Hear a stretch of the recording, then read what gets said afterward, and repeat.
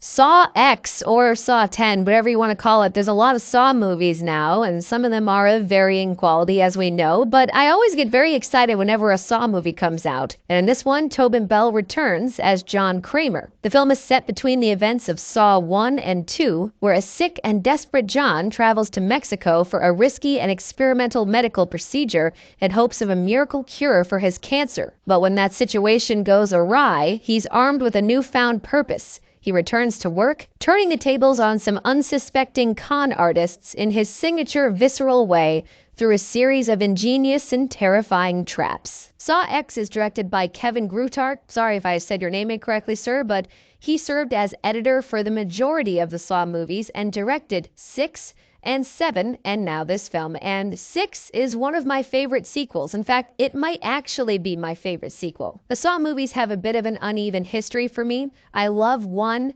enjoy 2, like 6 is a good Saw movie. I like this movie a lot. I think it's probably at least top 4 Saw movies, maybe even top 3. It's up there. It is definitely one of the better Saw films because this time around, the writers have done an excellent job to make you be on the side of Jigsaw.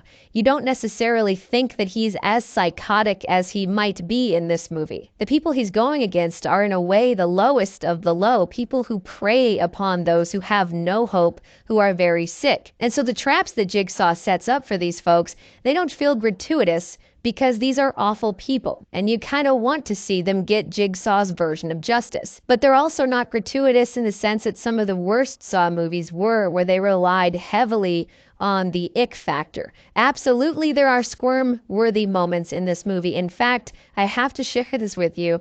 I saw this movie with my best friend, and there is one particular trap that made him twist and turn in his seat so much that he got a Charlie horse in his leg. He had to stand up and walk it off.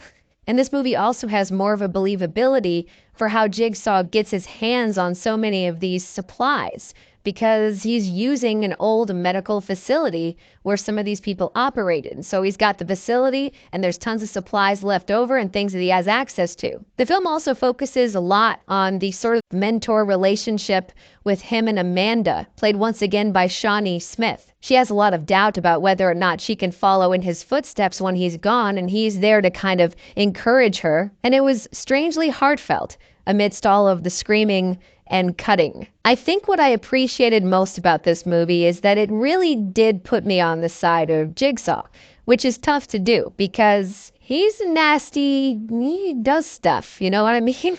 I know that, like, that's kind of the thing with horror franchises. You want to see Michael Myers kill people, you want to see Freddy Krueger invade people's dreams and be creepy, but there is the occasional Saw movie where you're like, bro, I think you went a little far there. But not here. These are really good victims for Jigsaw. I would say the biggest downfall with the franchise, beyond taking gore to comical levels and losing its intensity, is that the story can be very convoluted. We're jumping back and forth between timelines to the point where I legitimately do not remember everything. I've seen all the Saw movies, but I don't have it all straight in my head. But every Saw movie kind of has a moment where there's a twist or there's a reveal. You backtrack a little bit and you see things as they were playing out, and now you know what's really going on. And sometimes they're great, and sometimes it makes zero sense. I would say this movie is pretty good, but there are a few things that I'm confused about. Of course, I won't get into them because they're spoilers, but there is one kind of logic issue that I'm having. But I'll say in this film, it involves a gun and a risk that's being taken. And whether or not they had to take that risk, and if it was worth it, because if it didn't go a certain way, things would be really bad. And I don't know that it 100% holds up to scrutiny, but it's a small thing, and it's a type of thing that I can easily overlook because I know how the Saw movies go. All of them have little moments like that where, like, well, if he just went over there, like, all this would just fall apart. If he just went over there. But that's kind of in every Saw movie, and I accept it at this point. What makes this movie a good Saw movie is that Tobin Bell is great as Jigsaw. You care about him in this movie. The traps are effective and very suspenseful. The victims for said traps are people that you don't mind seeing inside the traps. And the mentor-student relationship between Jigsaw and Amanda added a lot as well. And this is really kind of a simple thing to say, but it looks and feels like a Saw movie. You know what I mean?